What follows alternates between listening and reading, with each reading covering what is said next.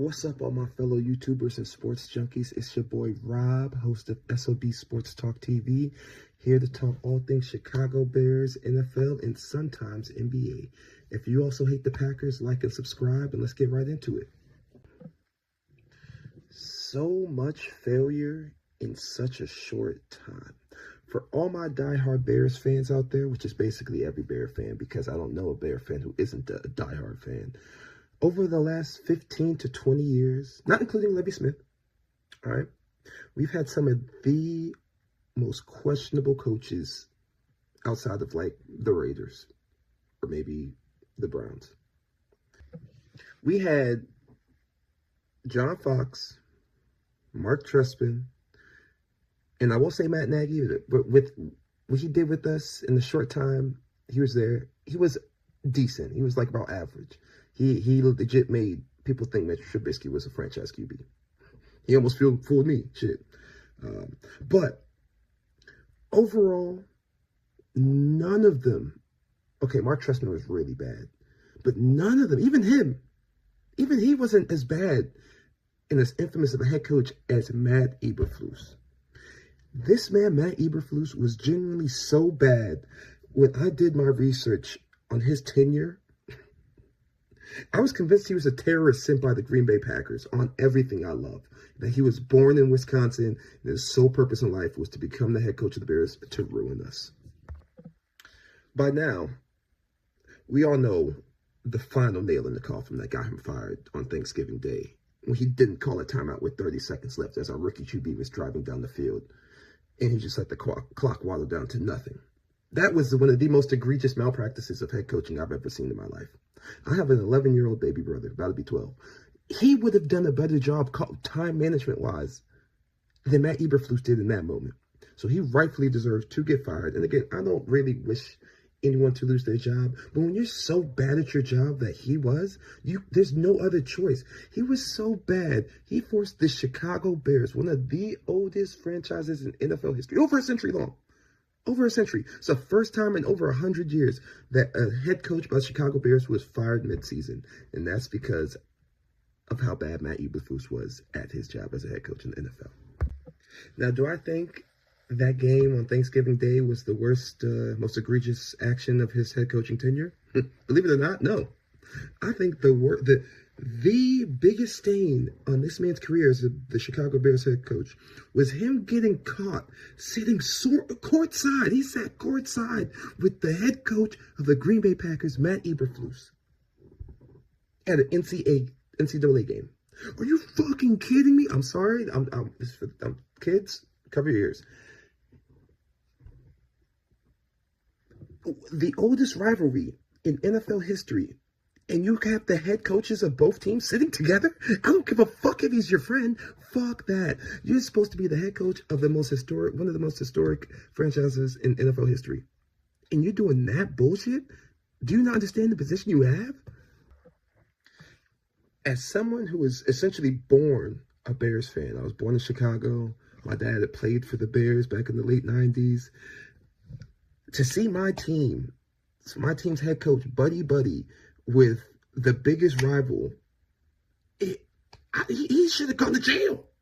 He should have been fired on the spot. If I was the GM and I saw that picture go viral, I would have called up his phone immediately. Be like, what the fuck are you doing? Get the fuck out of here. Eberbust, that's his name. I can't even call him by his own name. This man, oh man, I'm stressing so bad. Like, and he's already gone. We got Ben Johnson. Why am I mad about this? But we had to go through all that just to get Ben Johnson. I guess it's worth it, but damn.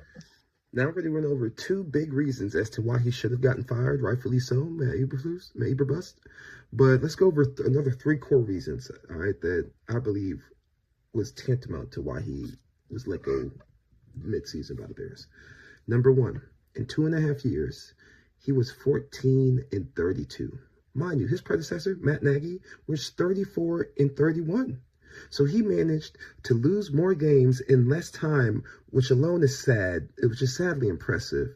But he was so bad that he makes Matt Nagy look good as a head coach. Let that sink in. Number two, he holds two of the Chicago Bears' three longest losing streaks in over a century. From 2022 to 2023, he had a 14-game losing streak, spawning a full calendar year. Now, he did that with Justin Fields, who I still got love for. Still got love for him. We did him dirty. But he's no Caleb Williams, right? He's no Caleb Williams. But even the year that you had Caleb Williams, you let him get sacked 68 times. Third time all time. Third in NFL history. And Caleb Williams still managed to have a solid rookie year under the shit show that he was in. But let me just repeat that. He had two of the 3 worst losing streaks in Bears franchise history, and that team's been around for over 100 years. Not only that, he also managed to have 3 5+ game losing streaks, which was a first in the Bears' 100-long year history. I shall continue to emphasize that point of how long the Bears have been in the NFL, because it's so egregious.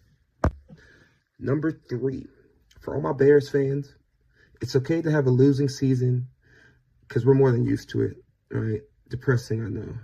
But now it's looking better. Lights shining on us a little bit. We got a dog at QB, a good head coach.